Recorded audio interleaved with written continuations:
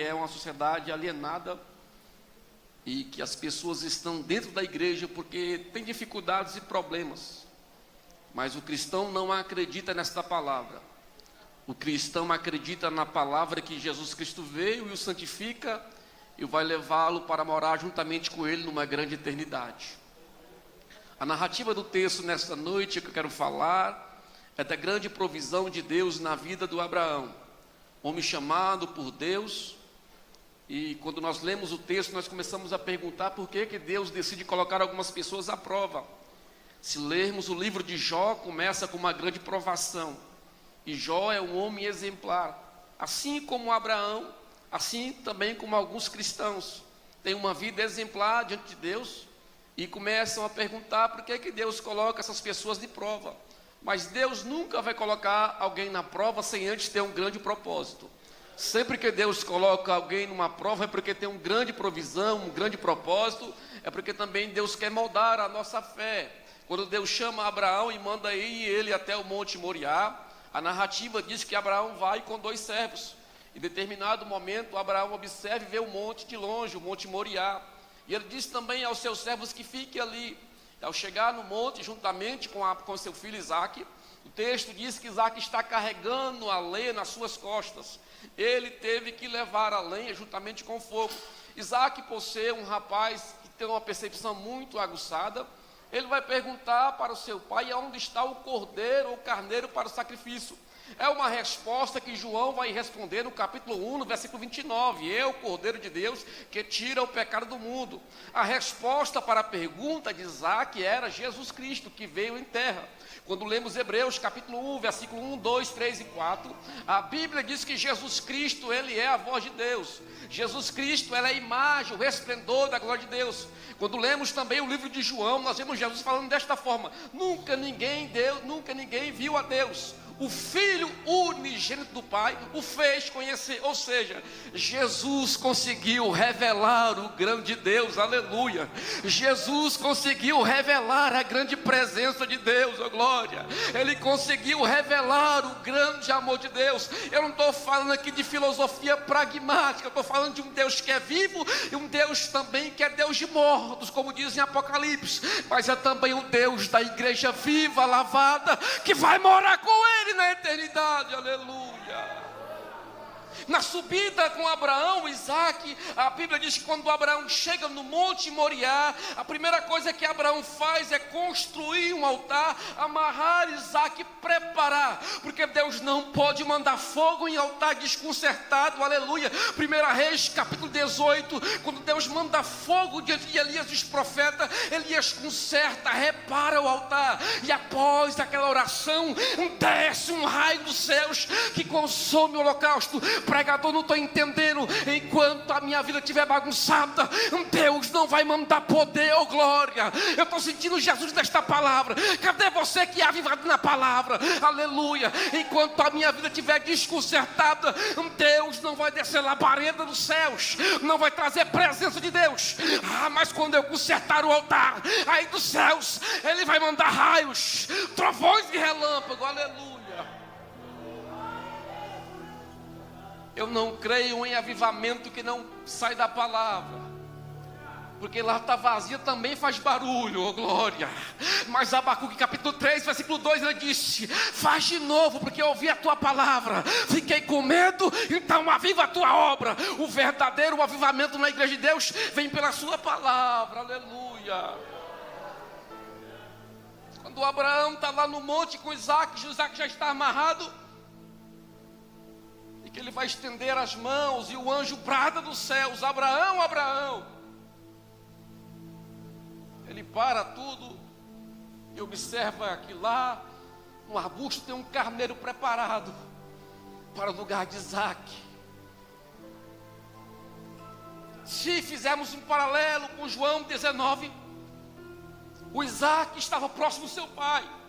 Só que João 19, 17 e 18, Jesus não está próximo do seu pai. Pastor, está na Bíblia, está.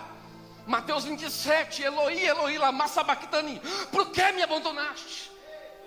O Abraão, o Isaque tinha um pai próximo, mas na cruz ele estava sozinho, aleluia, oh glória, tcharam.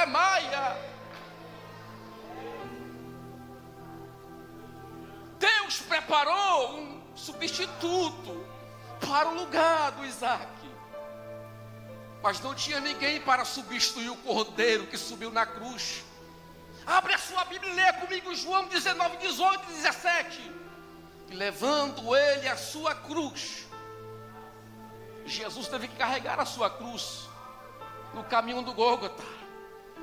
O texto diz que ele apanhou a noite toda, foi espancado, passou perseguição psicológica, uma noite fria, apanhando, sendo zombado,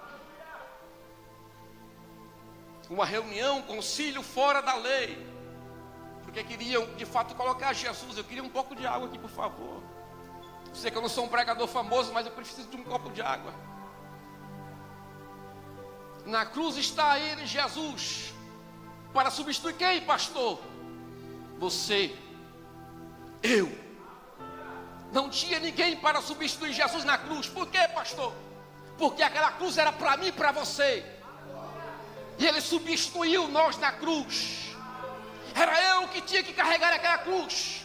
A cruz era para Barrabás, mas Jesus disse: é por isso aí que eu vou morrer. Ou seja, pelo pior pecador da humanidade ele morreu, pelo mais prostituto da terra ele morreu, pelo pior assassino ele morreu. Jesus sofreu a pior pena que uma pessoa pode ter. Quando queria se condenar alguém, manda para o mar para remar até morrer. Mas a pior pena é para isso aí: crucifica. A grande provisão não é a tua conta bancária gorda, não é um telefonema para você dizendo: estou mandando tal valor. Não, a grande provisão veio dos céus. Eu não pedi para Deus mandar Jesus para me substituir na cruz. Você não pediu, você ganhou um presente. Isso é o amor de Deus, aleluia. Porque as pessoas querem medir quem vai para o céu e quem não vai, pastor. Cadê você que está aqui? Nós taxamos as pessoas. O irmão anda alinhado, terno de branco, esse aí merece os céus. Mas eu leio a Bíblia e vejo Jesus chegando diante de uma pecadora e alguém dizendo: e isso aí, Jesus? Ele começa a escrever na terra e diz: quem não tem pecado, que lança a primeira pedra. Pelo pior pecador ele morreu. Isaac teve um carneiro para substituí-lo. Jesus não teve ninguém para substituí-lo na cruz. Por quê, pastor? Porque Isaías 53 diz isso: ele tomou sobre si as nossas enfermidades. Há uma versão na Bíblia que diz que ele foi esmagado, triturado. Quer entender isso de forma sintética? Vá até um açougue, pega 1 quilo de acém e diz: moe para mim esse quilo de acém. E você vai ver o acém moído. E você vai se lembrar daquilo que Jesus passou naquele momento. É esmagado, triturado. Eu não tenho que me alegrar por eu não ter uma casa bonita. Eu tenho que me alegrar porque o meu nome está escrito no livro da vida. Porque em Apocalipse capítulo 5 está dessa forma. João começa a chorar muito e perguntar: quem é digno de abrir o livro? Ele está chorando e alguém diz: João, não chore. Por quê? Eis aqui o leão da tribo de Judá, que venceu para abrir o livro, aleluia. E quando João é arrebatado até os céus, ele diz: eu vi um cordeiro que estava como morto. Ou seja, para Isaac tinha um carneiro, mas lá Jesus e João viu o cordeiro ressuscitado. Pastor, não estou entendendo. O carneiro morreu, mas não ressuscitou. O cordeiro morreu e está vivo nos céus. O sacrifício do Antigo Testamento: matava-se o animal, espargia sangue morto sobre as pessoas. No Novo Testamento mata Jesus, e o sangue vivo vem sobre as pessoas para dar vida e levar para os céus. Já vou terminar. Isso aqui, esse texto que eu li, é a simbologia, é a sombra do Novo Testamento que apontava para Jesus Cristo. Nós vivemos um período contemporâneo em que as pessoas querem muito de Deus. A teologia da prosperidade é pregada com veemência. Mas a teologia da cruz só se prega no dia de ceia. Aleluia. As pessoas só lêem Mateus 28 no dia da ceia. Aleluia, eu não estou aqui pregando a doutrina. Eu estou dizendo para você que Mateus 28, quando as mulheres chegam que disse, ele já está aqui, já ressuscitou, é para ser pregado todo dia. Aleluia, é para ser vivido todos os dias. O Cordeiro está vivo para, pastor, nos céus, mas também no meu coração. Aleluia.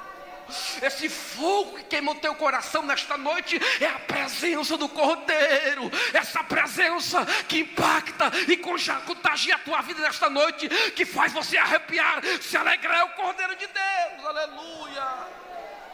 Ele está aqui nesta noite. Eu vou terminar.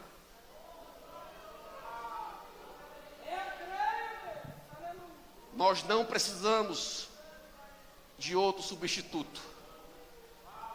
Você não precisa de outro substituto, de outro Deus. Seres humanos precisam de um Deus. Estude a sociologia, a antropologia.